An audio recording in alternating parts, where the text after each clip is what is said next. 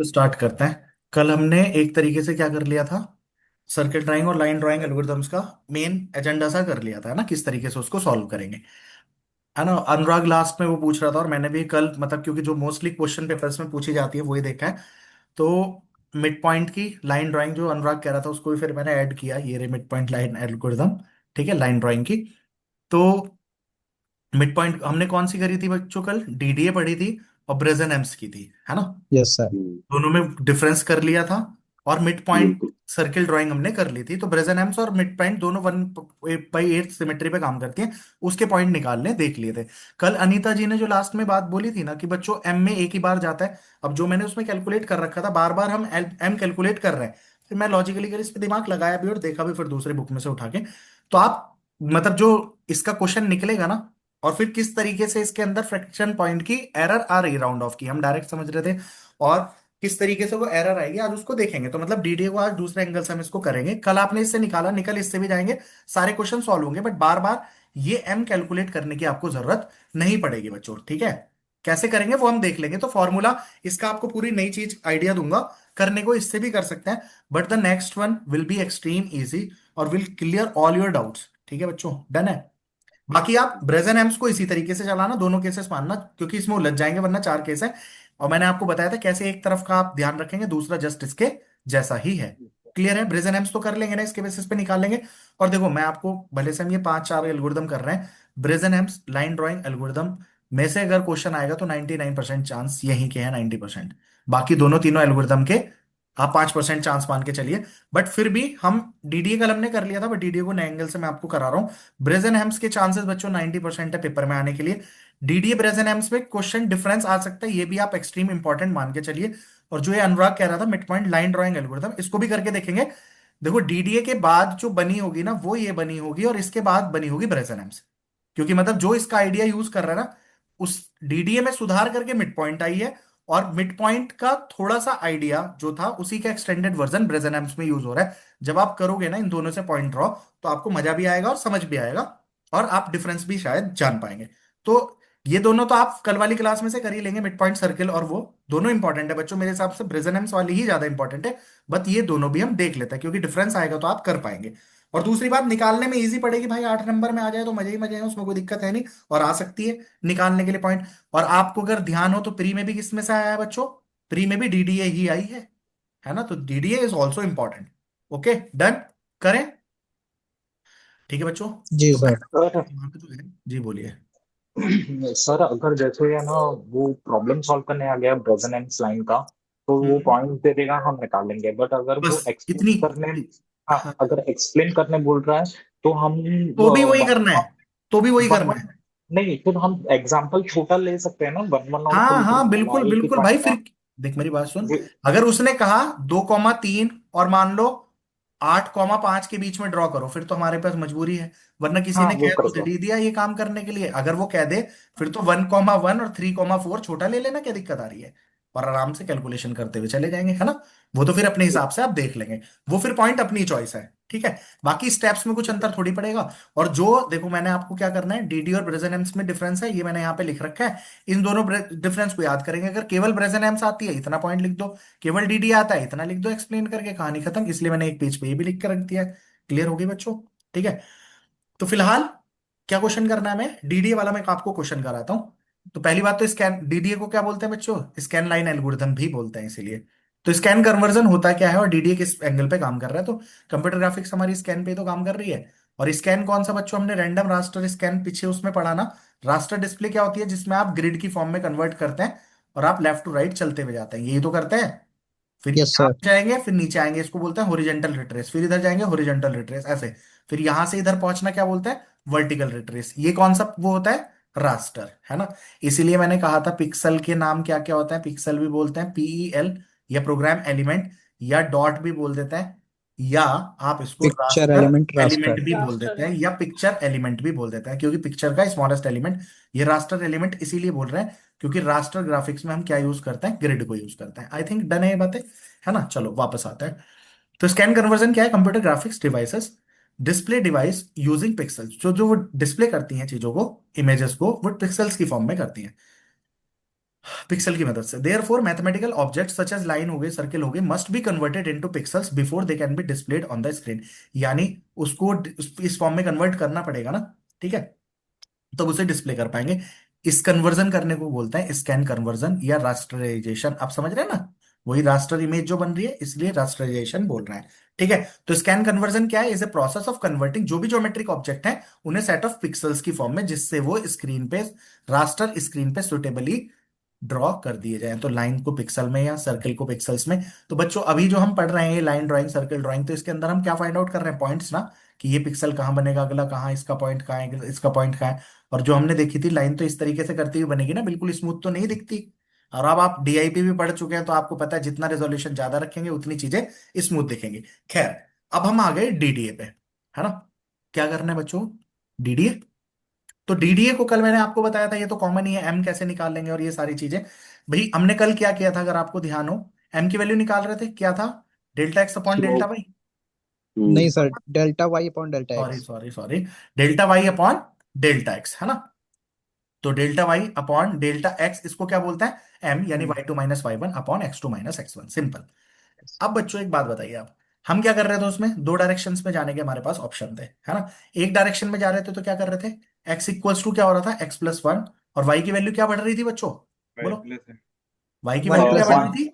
Y y plus plus m. M.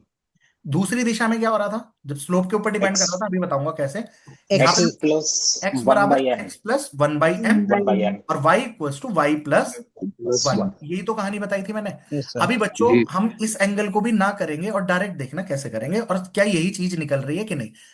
पहले point ले लो, जो भी आपको पॉइंट लेने थे। मैंने आपको दो एंगल कराए थे, एक तो 1,1 और वो 3,3 के बीच में ड्रॉ किया था, करा था, ठीक है। Yes sir. और दूसरा हमने एक पॉइंट बनाए थे जिसमें 1,1 और 5,3 के बीच में ड्रॉ किया था। दोनों को इससे पॉइंट निकाल के देखेंगे ना जिसमें फ्लोट भी आए। तो 1,1 3,3 करेंगे तो बच्चों डेल्टा वाई क्या आएगा? Y two minus y one, दो। यानी 2/2। कितना आ गया? वन। 1। ये तो हो गई एम की वैल्यू। अब देखो आप यहां पे देखो तो एक तरीके से बच्चों, अगर हम क्या करेंगे बताइए, किस एंगल में जाएंगे? अगर हम यहां पे जाएंगे तो y में क्या जुड़ रहा है? y plus m. एम की वैल्यू कितनी निकल के आ रही है? 1। x में भी 1 जुड़ेगा और y में भी क्या जुड़ेगा? 1। तो आपको पता है पॉइंट क्या आ रहे थे? टू 2 2। Comma two. अगला पॉइंट हो गया था 3 3। हमने ये देखे थे स्टेप्स कितने चलते हैं, स्टेप्स कितने चलते हैं बच्चों? dx अपॉन dx और dy में से जो बड़ा है। जो फिलहाल यहाँ मैक्सिमम। दोनों 2,2 थे, तो फिलहाल हमारा कितना जुड़ रहा था बच्चों? कितने स्टेप्स चल रहे थे हमारे? 4 स्टेप चल रहे थे। ठीक है बात कि नहीं? यस बोलो। सर। जी। सॉरी, स्टेप्स कितने चल रहे हैं यहाँ पे? dx dy, दो और दो है ना, तो 2,2 में से मैक्सिमम क्या था? दो 2 था। चार। तो हमारे दो स्टेप। तो देखो पहले हम कहाँ खड़े थे? 1 1 पे, फिर हम पहुंचे 2 2 पे, फिर पहुंचे 3 3 पे। टोटल स्टेप्स कितने चले? 2। टोटल पॉइंट्स पूछे तो कितने पॉइंट है? 3 पॉइंट है। ये बात डन है ना। अभी यहाँ पे आप देखना बच्चों, इसने निकालने का जो तरीका है यहाँ पे निकालेंगे। एक्स इंक्रीमेंट ये क्या बता रहा है? यहाँ पे ये दोनों काम करने की जरूरत नहीं पड़ेगी। आप चेक करो एक्स इंक्रीमेंट क्या है बच्चों, tell me. Dx, dx upon dx क्या steps. है बच्चों? X two minus x one, यानी x1 y1 क्या है? 1,1 3,3। 3 - 1 कितना आ रहा है? दो। 2। 2 upon अपॉन 2. स्टेप्स कितने निकले थे अभी? 2। 2. क्या आ गया? 1। तो x का इंक्रीमेंट क्या है? 1। x में क्या जुड़ रहा है? 1। y का इंक्रीमेंट चेक करना जरा। dy क्या था? 2/2। y का इंक्रीमेंट भी क्या है? 1। तो यहाँ m करने की जरूरत नहीं पड़ी ना। बोलो। y equals to y plus one ही चल गया। हेलो। Yes sir. आप दूसरे वाले एंगल से इस वाले पॉइंट को छोड़ो, आप इन्हें निकाल लो। 1 मैंने क्या लिया था? 1, और मान लो 5,3, है ना। इस वाले पे निकाल के देखना जरा। पहले आप क्या निकालो बच्चों? dx। dx की वैल्यू क्या आएगी? जैसे हम निकालते थे, dx क्या है? 3 - 1 यानी 2 अपॉन हाँ 4. हाँ सर, सही है, 5 अपॉन माइनस 4। एक तो dy अपॉन dx। हाँ 4 सही है यहां सर। आएगा. कितना आ जाएगा? 4। 1/2 कितना 1/2. आ गया? 1/2। 0.5। पॉइंट ठीक फाइव है, डन। अभी फिलहाल हम किस दिशा में बढ़ते हैं यहाँ पे, वो चीज चेक करनी थी हमें, है ना। अब देखो चूंकि हमारी m की वैल्यू क्या थी? लेस देन होती है अगर किससे? 1 से. 1 से। तो अब 1 हम क्या से. कर रहे थे? इस वाले एंगल में घुस रहे थे। हम्म. अगर m, ये वाला स्टेप कब चलता था? जब m की वैल्यू m less is than less equal to than 1 equal थी, to है ना। 1. और यहाँ क्या पढ़ रहा था? Greater than, sorry greater than equal to नहीं, नहीं। सिर्फ ग्रेटर देन, Greater यही तो पढ़े थे than. हमने फॉर्मूले। बोलिए। हम्म. हम्म। है ना, यहाँ पे देखो किसी की भी जरूरत नहीं पड़ेगी, मजे देखना। अब बच्चों हम इस एंगल में घुसते तो हमारी x की नेक्स्ट वैल्यू है, क्या कह रहा था? x plus one. और y की नेक्स्ट वैल्यू क्या होनी चाहिए थी, y प्लस एम होनी थी, यस सर। यानी y प्लस 0.5 होनी थी। और फिर हम बार बार कैलकुलेट करने को कह रहे थे, यहां देखना क्या स्वाद सा निकलेगा हमारा। पहली बात, स्टेप्स कितने चलेंगे बच्चों, स्टेप्स कितने चार। चार चलेंगे? चार चार। स्टेप। हाँ, 2,4 में से जो मैक्सिमम है जो यानी चार मैक्सिमम है स्टेप। चार। अब देख शोभित, मजे क्या है, इस कहां से शुरू कर रहा है तू, 1,1 से हाँ पहुंचना जी। कहाँ है, पांच पाँच कॉमा कॉमा तीन तीन पे। अब देख पहला स्टेप, दूसरा, तीसरा, चौथे में यहां पहुंच जाएगा। ठीक है, ठीक।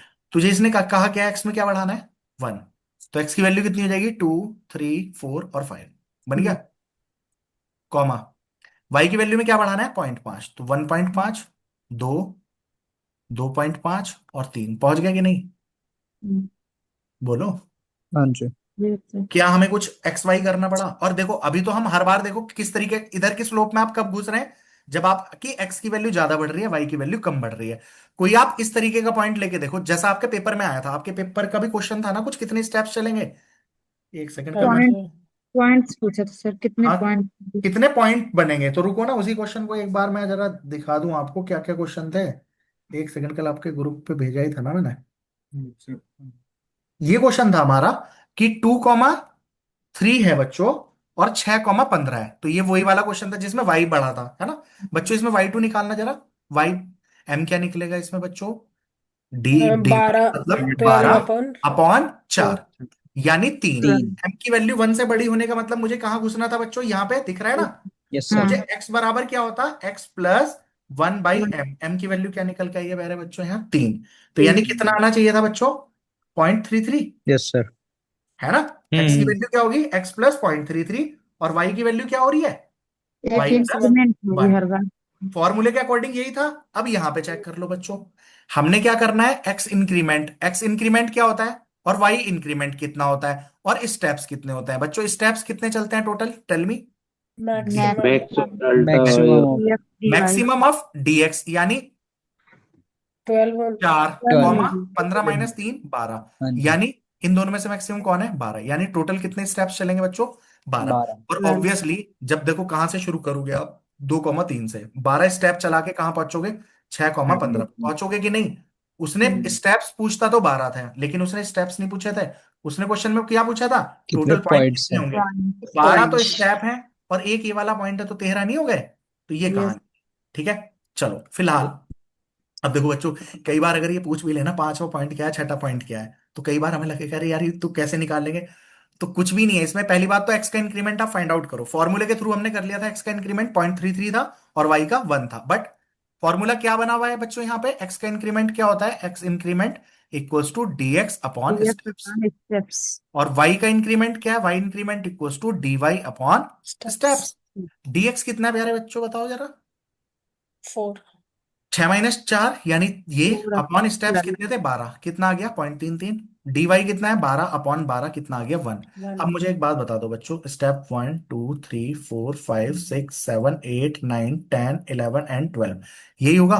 12 स्टेप में कहां पहुंच जाओगे आप, 6,15 पे पहुंचा के देखना जरा। पहले स्टेप में एक्स कितना बढ़ाना है, 0.33, तो 2.33, 4, 4। फिर 2.66, 5, फिर 3, 6, फिर 4.33, 7, 7। 0.66, 8, 5, 9, 5.33, 10, 6 5.66, फिर 6, 12, सॉरी, फिर 6.33, 13, और फिर क्या हो गया, 6.66, कॉमा, अब ये क्या कर लिया हमने, यहाँ 3 था 14। ना बच्चों, सॉरी देखो यहाँ 3 था, तो ये 3.33 होना था, तीन पॉइंट हाँ। छह छह होना था, तब 4 होता, फिर ये 4.33, 4.66, फिर ये हो जाता 5, 5। फिर ये होता 5.33, 5.66, छः और क्या छः हो अब जाएगा, आएगा। 6 और 14, बन गए बच्चों, सारे पॉइंट कैलकुलेट हो गए। हाँ हम्म। जी। और उस टाइम पे तो हमें कैलकुलेट भी नहीं करने थे, तब हम ये कह रहे थे ना, अरे एक नंबर में इतना लंबा क्वेश्चन क्यों दे दिया भाई, कुछ करना ही नहीं था। स्टेप्स कितने थे टोटल, 12, और पॉइंट पूछ रहा है तो 12 + 1, 13 ही पॉइंट तो होंगे, बस ये कहानी थी, ये आंसर था 1 सेकंड में। बट फिलहाल डीडीए में आपको कितना भी बड़ा क्वेश्चन करने को आ जाए, क्या आपको डीडीए एल्गोरिथम याद हो गई कि नहीं, पहला स्टेप क्या है, अब आप इसमें स्टेप वाइज चेक करिए ना। पहला स्टेप क्या करना है, दोनों starting pixel x1 y1 x2 y2, देखो कितनी सिंपल एल्गोरिथम बनेगी, दोनों को कर लिया। फिर आप क्या करेंगे, कैलकुलेट करेंगे x2 minus x1, y2 minus y1 आपके dx dy। फिर आप क्या कैलकुलेट करेंगे? स्टेप्स, टोटल स्टेप्स कितने होंगे बच्चों? Maximum of dx comma dy। फिर आप क्या कैलकुलेट करेंगे? x का इंक्रीमेंट एंड y का इंक्रीमेंट। फिर आप क्या करेंगे? स्टार्टिंग पॉइंट लिखेंगे और लास्ट पॉइंट तक तब तक चलते रहेंगे जब तक लास्ट पॉइंट तक नहीं पहुंच जाते। बताओ किसी को इसमें दिक्कत होती हो तो? कर लेंगे इजीली कि नहीं? पॉइंट्स लिख लेंगे, स्टेप लिख लेंगे, और कुछ कैलकुलेट करने को आएगा तो आप एकदम से करके भी दिखा देंगे। बोलो। जैसे अब ये 2,3 8,6 कह रहा था, 2,3 और 8,6 तक पहुंचना है। बताना बच्चों। करो स्टेप वाइज, एक और प्रैक्टिस कर लो। डीएक्स क्या होगा आपका? 8 - 2 8 6। और 6 डीवाई क्या होएगा? 5 तीन। 3। 3 ठीक है। एम क्या निकलेगा एक तरीके से? 1/2। Dy 3/6 upon 1/2 3/6। यानी 0.5। 0.5 एक्स का इंक्रीमेंट क्या आएगा बच्चों? X increment equals to dx. Dx कितना था? 6। 6 6 upon upon steps total steps कितने होंगे? मैक्सिमम यानी 3 1। वाई का इंक्रीमेंट क्या हो जाएगा? 6 अपॉन, सॉरी, डीवाई 3/। कितना है? डीवाई कितना है? 3। 3 अपॉन 6.5। अब बच्चों आपको क्या करना है? कहां पे हैं आप इनिशियली? 2,3। कहां पहुंचना है आपको? 8,6। कितने स्टेप चलेंगे? 1 2 3 4 5 एंड 6। पहले स्टेप पे क्या हो जाएगा? 2.5। 3 नहीं 3 सॉरी, 1 प्लस होगा ना। है ना, एक्स की वैल्यू तो 1 बढ़ रही है तो ये हो जाएगा 3,3.5। 3.5 और ये होगा 4, 4 4। और ये हो जाएगा आपका 5 5, 4.5 4.5। 4.5। 6, 6 5 5। और ये होगा आपका 7 7, 5.5। 5.5 ये है तुम्हारे आकांक्षा एक्चुअल पैरामीटर्स। जी लेकिन हम जो राउंड ऑफ करते हैं उसमें क्या करेंगे? 2 3। अब यार पिक्सल नंबर 3.5 कहीं होगा क्या? या तो पिक्सल 3,3 होगा या 3,4 होगा। 3,3.35 तो कोई पिक्सल ही नहीं है ना। एक्स और जी वाई की वैल्यू आपको पता है, जो रेस्टराइजेशन आप करते हो उसमें पॉइंटो वाला तो कोई होता ही नहीं ना पिक्सल का कोऑर्डिनेट। तो इसलिए आप इसे तो 2,3 ही रखते हैं। इस वाले को क्या कर लेते हैं? 3,3.5 है ना, तो 4 कर देते हैं। Round off to the nearest integer. आपको होता जी है पर 0.5 या उससे कुछ बड़ा होता है तो नेक्स्ट पे जाता है, वरना नीचे आता है। 4.4 क्या रहेगा? 4 4 ही रहेगा। ये बन जाएगा आपका नेक्स्ट 5 वाला 5.5 5 और 5। अगला क्या बन जाएगा बच्चों? 6,5 6,5 ही रहेगा। ये बन जाएगा 7,6। 6 और अगला कितना आ जाएगा? एट कॉमा 8,6 सिक्स ही रहेगा। और अगर कहीं 0.33 भी बढ़ रहा है बच्चों, आपको पता है कई बार इस बच्चों के मन में ये डाउट आता है कि सर, अगर हमने पॉइंट ऐसे लिए कि मान लो 0.33 का डिफरेंस आ रहा है, वाई की वैल्यू कितनी आ रही है? मान लो 0.33। कि तो सर अगर मान लो फॉर एग्जाम्पल के मान के लिए चलो 5 पॉइंट आया 33, है ना, तो अगली बार तो मैं इस वैल्यू के अंदर जोड़ रहा हूं ना। हमें तो ये लगेगा पॉइंट क्या मान लूंगा मैं? 5,3 मान लूंगा ना वाई की वैल्यू। जी तो अगली बार मैं पिछले वाई में जोड़ रहा हूं तो मैं तो फिर 0.33 इसमें जोड़ूंगा। लेकिन ऐसा नहीं है। कंप्यूटर की मेमोरी में उसने डिस्प्ले करने के लिए राउंड ऑफ करके, यही तो राउंड ऑफ एरर बोलते हैं जो डीडीए में आती है, वो 3.33 को क्या मान लेगा? 3 मानने के लिए। लेकिन उसकी अपनी मेमोरी में क्या है कैलकुलेशन के लिए? यही। अगली बार जुड़ेगा तो वो क्या बनेगा? मान लो इसे 6 बना रहा है और इसमें 0.33 जोड़ रहा है तो ये बनेगा 3.66। तो अगला पॉइंट क्या होगा? 6,4 हो जाएगा। समझ में आई? और उससे अगला पॉइंट क्या होगा? एक्स की वैल्यू तो एक बढ़ी रही होगी 7, अब इस बार ये क्या हो जाएगा? 4। तो यहाँ पे क्या रहेगा? 7,4 ही रहेगा। अगली बार क्या होगा? मान लो 8,4.33। तो दिखाने के लिए यहाँ 8,4 ही रहेगा। अगला क्या होगा? 8,4, वो सॉरी 9,4.66। मान रहे 4.66 हो ना? इमेजिनरी में वैसे ही पॉइंट मान के चल के दिखा रहा हूं आपको। तो कैलकुलेशन के लिए यही है। कई बार बच्चों को ये रहेगा सर बार बार तो 4 में ही जुड़ेगा ना, तो ये कैसे चेंज होएगा? तो ये चेंज इसलिए होता है। समझ में आ गई बात कि नहीं आई? क्योंकि मेमोरी में वो अपनी क्या मान के चल रहा है? जो एक्चुअल वैल्यू है। लेकिन डिस्प्ले करते हुए वो क्या कर दे रहा है? Round of. इसीलिए डीडीए में क्या आती है? Round of error. क्योंकि ये किसके ऊपर बेस्ड है? फ्लोटिंग पॉइंट डिवीजन के ऊपर बेस्ड है। इसीलिए हम क्या लाए थे आपके? रेसम लाइन ब्रेजन एप्स, एल्गोरिथम है जो ना। इंटीजर तो पे काम बच्चों यहाँ करता पे देखेंगे भी तो डीडीए की एडवांटेज क्या है? सिंपल इंप्लीमेंटेशन है, suitable for beginners, work for all slopes के लिए काम करेगा, कैसे भी स्लोप की जनरेट कर सकता है। लिमिटेशन क्या है? ये इस पे ही क्वेश्चन बनता है कॉम्पिटिशन्स में भी, कि फ्लोटिंग पॉइंट ऑपरेशन पे राउंड ऑफ की एरर आ जाती है, एफिशिएंट क्या है? कम है। क्यों? अरे बच्चों देखो, प्लस माइनस ऑपरेशन फास्ट होते हैं। कंप्यूटर ऑर्गेनाइजेशन आर्किटेक्चर में भी हमने पढ़ा था आगे मेमोरी के आर्किटेक्चर से, जब पाइपलाइनिंग वगैरह करी थी तो भी हमने ये चीज समझी थी। पाइपलाइनिंग में गेट वाले क्वेश्चंस करे थे ना बच्चों। वहां पे कई बार ऐसा नहीं आता है। कि multiply and division is taking 6 cycles of the memory, where plus and minus is taking 1 operation of the 1 cycle. तो दैट मीन्स वो उससे 6 गुना फास्ट नहीं हो रहा। ये है बात। अब यहाँ पे इसकी एफिशिएंसी कम क्यों है? स्लो क्यों है? क्योंकि ये डिवीजन पे काम कर रहा है। और वो किस पे काम कर रहा है? इंटीजर अर्थमेटिक पे। और ये डिवीजन पे। तो यही इसका डिफरेंस है। वही डिफरेंस को आप क्या यूज करते हो ब्रेजन में। ब्रेजन वाला कल बच्चों ये क्वेश्चन कराया ही है, ये आप यहां से निपटा देंगे। ठीक है, जैसे मैंने यहाँ पे करा भी रखा है, इसलिए इसका फॉलो ना करके आप डायरेक्ट उसका ही फॉलो कर लेंगे, वो आपको, क्योंकि एक बार जो चीज कर ली ना बार बार घुमाना नहीं है। अब इसके सिर्फ बेनिफिट के लिए इसलिए मैंने थ्योरेटिकल लिख के आपको दिया है। डीडी के ऊपर प्रेफर करा जाए, क्यों करा जाता है बच्चों? Integer integer arithmetic. अर्थमेटिक पे है, कोई फ्लोटिंग पॉइंट का ऑपरेशंस नहीं है, फास्टर है इसकी एग्जीक्यूशन, बेटर एक्यूरेसी है क्योंकि लेस है इसमें राउंडिंग ऑफ एरर। भाई राउंड ऑफ इसमें भी कभी कभी करना पड़ेगा डीवाई डीएक्स निकालते हुए, बट वो कम एरर आएगी। एफिशिएंट मेमोरी यूसेज करेगा, क्योंकि भाई जब हार्डवेयर इंप्लीमेंटेशन करोगे तो मल्टीप्लाई को ऑपरेट करना और इसको करना, तो ये ज्यादा आपको एफिशिएंट पड़ता है, फास्ट पड़ता है। एडवांटेज फास्ट है, एक्यूरेट है, एफिशिएंट है, हार्डवेयर फ्रेंडली है। डिसएडवांटेज उससे थोड़ा कॉम्प्लेक्स है और डिफरेंट केसेस है डिफरेंट स्लोप्स के लिए। उसमें क्या है बच्चों, कोई सा भी स्लोप हो वो वर्क करेगा। इसके अंदर आपने ऐसा नहीं करा था, अगर इसकी वैल्यू डिसीजन पैरामीटर की कम है तो आप इधर जाएंगे, वरना इधर जाएंगे, वहां पे case one case two, case one case two. बोलो। तो दो अलग अलग जी। पे, यहाँ पे दो अलग साइकिल पढ़ने की जरूरत नहीं आपको पड़ेगी, एक ही केस में काम कर देंगे। बोलिए, तो कंक्लूजन क्या है? ब्रेजनहेम्स इससे फास्टर है देन डीडीए। फिर मैंने इसका एक डिफरेंस आपको लिख के दे भी दिया है, तो सिर्फ आप ये याद कर लेंगे। तो करना क्या है बच्चों, दोनों के क्वेश्चन सॉल्व करके देख लो। अब देखो, डीडीए में कुछ है क्या, लड्डू की तरह निकल जाएगा। आपको याद भी होगी होगी क्या करना है, डीएक्स डीवाई। पहले क्या निकालना है, डीएक्स और डीवाई, स्टेप्स निकल जाएंगे, कितने स्टेप होंगे, जो इन दोनों का मैक्सिमम होगा। हमें क्या चाहिए अब, एक्स का इंक्रीमेंट और लो वाई का इंक्रीमेंट। एक्स का इंक्रीमेंट कितना होता है, बोलो, dx upon plus one. Steps. और वाई का कितना हो जाएगा, dy dy upon upon steps. steps। बस जो इनिशियल पॉइंट है उसमें लो, इंक्रीमेंट जोड़ो, लास्ट तक पहुंचो, कहानी खत्म, पैसा हजम। ठीक है। और उस वाले के लिए बस शुरू की बस एक बार इक्वेशन ही तो याद करनी है, फिर तो निकालना कल आपको सिखाई दिया, बच्चों वाला काम है। तो बच्चों सुपर इंपॉर्टेंट मान के चलिए आप, इसमें से एक क्वेश्चन आएगा ही आएगा। अब ये अनुराग के कहने से मैंने इसको भी देखा, मैंने कहा भाई देखो मैं कभी ऐसा नहीं करता, अगर कोई बच्चा, जैसे अनीता जी ने कल कहा कि सर इसमें दोनों बार इधर जाएंगे क्या, तो देखो हमारी लाइफ में भी ये लर्निंग होगी ना कि बार बार क्यों एम निकालना है। और देखो मैं कभी गौर भी नहीं किया, क्योंकि एक क्वेश्चन किया बार बार कर नहीं रहे, सिंपल वाला ले लिया।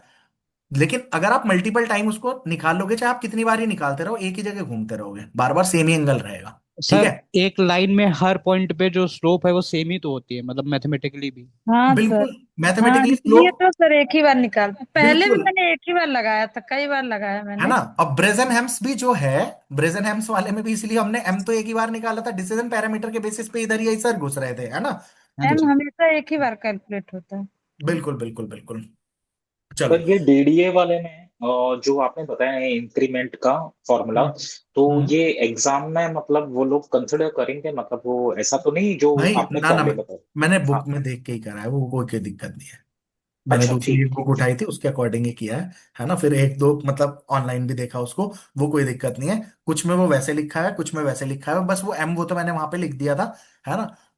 तो वो कहानी बस चलेगी, वो मतलब कोई दिक्कत नहीं है। ठीक है। हम्म। और यार मैं इंटरमीडिएट देख, की रेस एक कर लेते लिटरल बात बता रहा हूँ आपको, दो तीन मीनिंग वो देखता है। जैसे मान लो डीडीए क्यूब रिफर कर रहा है आपने, वो integer arithmetic, floating point calculation, rounding off error, उन्हें ना ब्लैक में अंडरलाइन करना है बस। हर आदमी को पता है, इससे फालतू वो चीज चेक नहीं करता। और सच बताऊं, देखो आप भी अगर टीचर होते, कॉपी चेक करनी होती, किसके बस की है 4 पेज की कैलकुलेशन चेक करोगे आप, 3 पेज की? आप क्या करोगे, जो लास्ट में वो टेबल में पॉइंट बनाओगे ना कि 1 1, इसके बाद नेक्स्ट ये नेक्स्ट ये नेक्स्ट ये, लोग सिर्फ उसे चेक करते हैं। तो वो पॉइंटों वाले और उसके बराबर में उसे राउंड ऑफ करके आपकी वो टेबल आपको वो सीधा ही मारेगा या सीधा ही मारेगा, समझ में आ रही है। और अगर जब उसे दिखेंगे पॉइंट ही गलत कैलकुलेट कर रखे हैं, तो ऊपर बस ये ढूंढेगा इसने कोई होश की बात लिख रखी है, अच्छा राउंड ऑफ एरर ये। तो अगर 8 नंबर का क्वेश्चन है, 2 दे दो, निकलो। और अगर ये सही है ना भाई, वो पलट के इसे देखना भी नहीं, बट फिर भी आपको उसकी नजरें पहुंचानी है। मैं तो देखो ज्यादा ब्लैक और व्हाइट, ये ब्लू ब्लू का फेवर करता नहीं हूँ। एक पेन लो, स्पीड से करो, नंबर किसी को सुंदरता पे मिले ही नहीं आज तक। मुझे नहीं लगता कंपटीशन में कभी भी मिलता है, इतने सारे पेपरों का और बच्चों का एक्सपीरियंस मैं आपको बता रहा हूँ, कुछ नहीं होता। एक ही पेन लो, बार बार चेंज करने के खेल में लगो मत। रखना भी है, चलो ब्लैक है, ब्लैक का सिर्फ पर्पस इसमें लगो, ये नहीं कि जहां लिख रहे हैं पेन ही नीचे रख दिया, ब्लैक से लिख रहे हैं, ये खेल में लगोगे पेपर छूट जाएगा। करो और अंडरलाइन कर दो बस, जहां पे। और मैं तो कह रहा हूँ भाई, ब्लैक की भी जरूरत नहीं है, ब्लैक की भी जरूरत नहीं है। सीधा ब्लू से लिखो और वहीं पे उसको 2 बार ऐसे अंडरलाइन कर दो, जो बात आप प्रदर्शित करना चाह रहे हो। और यार जब सब चीज लॉजिकल और कॉन्सेप्चुअल पढ़ी है तो क्यों नहीं करना। भाई क्या आप याद नहीं करोगे इन दोनों में क्या डिफरेंस है? जी। ये मल्टीपल स्वैप पे काम कर रहा है, तो ये बिल्कुल। बात जो आप करोगे ना, ये दोनों में काम करेगी। कौन सी, ये वाली। तो भैया कौन सी स्लो कौन सी फास्ट, और विद रीजन। भैया स्लो है क्यों है, क्योंकि इसके अंदर फ्लोटिंग पॉइंट ऑपरेशन चल रहा है। ये फास्ट है क्यों है? क्योंकि इंटीजर अर्थमेटिक पे काम कर रहा है। ये दोनों इसके ऊपर लिखे हैं कौन से अर्थमेटिक पे काम कर रहा है। एक्यूरेसी इसकी कम है, इसकी ज्यादा है, क्यों? राउंड ऑफ एरर नहीं है, नीचे वो बात लिखी है। तो इसने ये 3 पॉइंट बढ़ाने के लिए लिख दिए। समझ में आई? बातें चाह रही हैं घुमा फिरा के कि कौन फास्ट है कौन स्लो है। अब अनुराग